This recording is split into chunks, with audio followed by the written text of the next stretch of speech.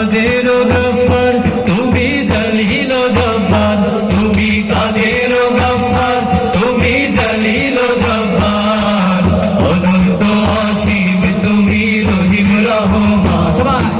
আল্লাহু আল্লাহু তুমি জাল্লে জালালুহু, শেষ করা তো যায় না গে তোমার গুণগান। আল্লাহু আল্লাহু